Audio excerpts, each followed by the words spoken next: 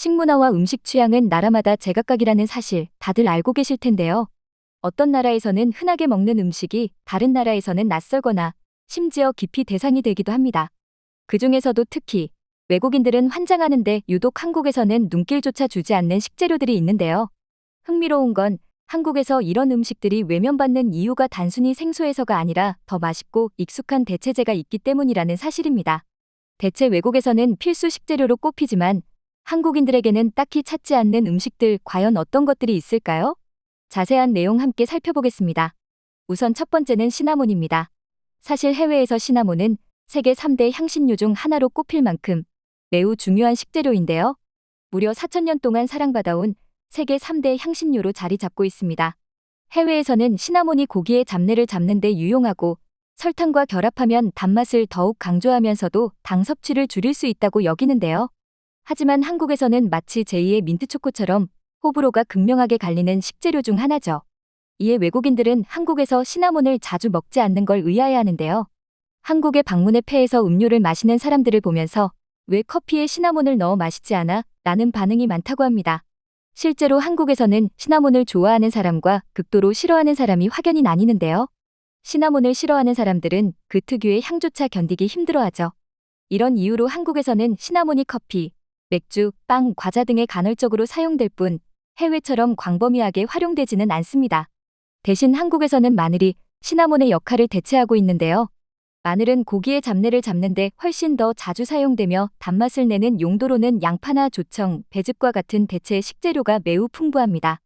특히 한국 요리는 감칠맛과 깊은 풍미를 강조하는 경향이 있어 시나몬처럼 독특한 향이 강한 재료보다는 한식에 자연스럽게 어우러지는 재료들이 선호되고 있는 것이죠.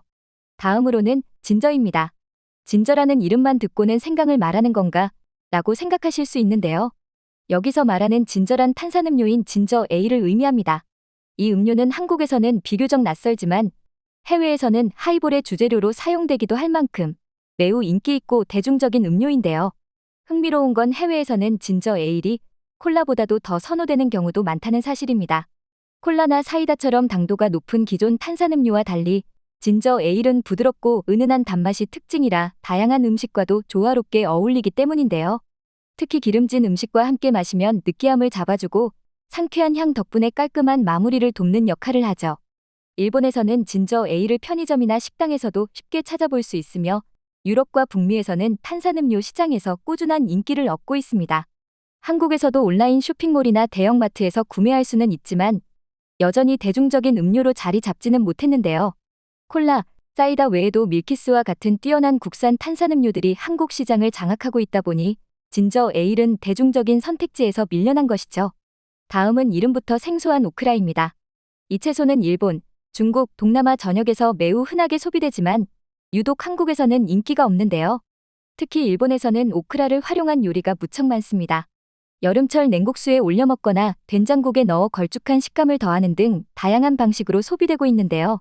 또한 오크라의 별 모양 단면을 이용해 어린이 도시락을 귀엽게 꾸미는 것이 유행하기도 했죠.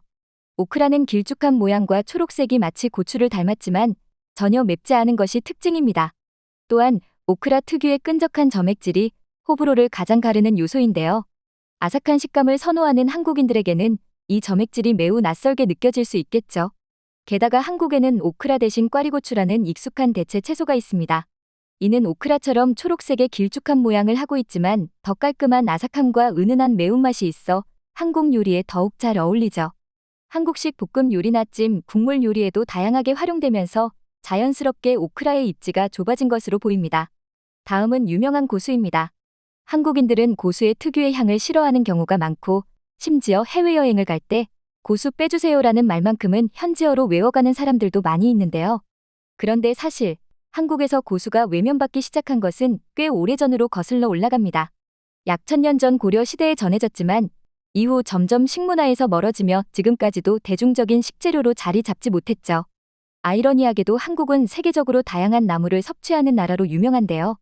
독초 출신의 식재료도 반찬으로 즐길 만큼 각종 풀을 먹는 민족임에도 불구하고 유독 고수만큼은 기피하는 모습을 보입니다. 반면 동남아시아와 중국 등에서는 고수를 요리에 넣어 특유의 향을 즐기고 샐러드 재료로도 자주 사용하는데요. 특히 느끼함을 잡아주는 역할을 하기 때문에 기름진 요리에 많이 활용되죠. 그렇다면 왜 한국인들은 고수를 유독 힘들어하는 걸까요? 단순한 취향 문제가 아니라 유전적인 이유가 있습니다. 사실 고수의 특유의 향과 맛이 불쾌하게 느껴지는 사람들은 그저 싫어해서 그런 것이 아니라 생리적으로 그런 반응을 보일 수밖에 없는 경우가 많다는 것입니다. 연구에 따르면 일부 사람들은 호각 수용체 유전자 변형으로 인해 고수의 알데하이드 성분을 비누 냄새로 인식한다고 합니다. 즉, 극도로 고수를 싫어하는 사람들은 기분 탓이 아니라 실제로 고수에서 비누 맛 혹은 화장품 맛을 느끼는 거죠. 더욱 중요한 이유는 한국에는 고수를 대체할 수 있는 훌륭한 재료들이 많은데요.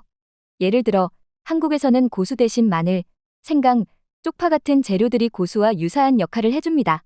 마늘은 강한 향으로 음식을 풍미 있게 만들어주며 생강은 특유의 상큼하고 매운맛으로 고수와 비슷한 방식으로 음식의 느끼함을 잡아줍니다. 쪽파는 아삭한 식감과 함께 신선한 맛을 더해줘 고수를 대체할 수 있는 아주 유용한 재료로 사용되죠. 따라서 한국에서는 고수를 굳이 먹지 않아도 충분히 대체할 수 있는 재료들이 많고 맛을 못 느끼는 유전적 특성도 더해져 고수가 일반적인 식재료로 자리 잡지 못하게 된 것입니다. 마지막으로 이 분야의 대표적인 식재료의 정체를 알려드리겠습니다. 해외에서는 다양한 요리로 인기가 있지만 한국에서는 엄마들만 좋아하는 반찬 중 하나인데요. 그 정체는 바로 가지입니다. 급식에서 가지 무침을 받을 때 그 물컹한 식감을 견디지 못했던 기억이 있을 것입니다. 이처럼 가지가 외면받은 가장 큰 이유는 물컹한 식감 때문인데요. 식감도 좋고 맛도 좋은 요리들이 수없이 많으니 굳이 그 물컹한 식재료에 손이 잘 가지 않을 수밖에 없었죠. 하지만 최근 들어 한국에서도 가지를 더 맛있게 즐길 수 있는 방법이 점점 늘어나고 있는데요. 특히 가지를 튀기거나 볶아서 먹는 요리법이 인기를 끌고 있죠. 중국과 일본에서는 예전부터 가지를 튀기거나 어향 소스를 곁들여 볶아 먹는 방식이 보편적이었고 한국에서도 점차 이러한 조리법이 확산되고 있는데요. 튀긴 가지는 바삭한 식감이 살아있어 기존의 물컹한 식감이 부담스러웠던 사람들도 쉽게 즐길 수 있습니다. 또한 노화 방지 효과와 비타민이 풍부한 건강식품이기도 하죠. 한국에서 가지가 외면받아 온 이유는 분명하지만 요리법이 다양해지면서 가지에 대한 인식도 이제 조금씩 바뀌고 있는 상황입니다. 오늘은 이렇게 외국에서는 인기 있지만 한국에서는 외면받는 식재료들을 살펴봤습니다. 흥미로운 건 그 식재료들이 단순히 생소해서가 아니라 이미 한국에는 더 익숙하고 맛있는 대체재가 많기 때문이라는 점이죠. 이처럼 한국 음식 문화는 오랜 시간 동안 자연스럽게 발전해오며 각 재료의 역할을 대신할 최적의 식재료를 찾아왔는데요. 그 결과 한국인들은 굳이 낯선 맛에 적응할 필요를 느끼지 못하고 한식만으로도 충분한 만족을 얻고 있었던 겁니다. 한국 음식 문화가 얼마나 다양하고 풍성한지를 새삼 체감하며 오늘 이야기는 여기서 마치겠습니다.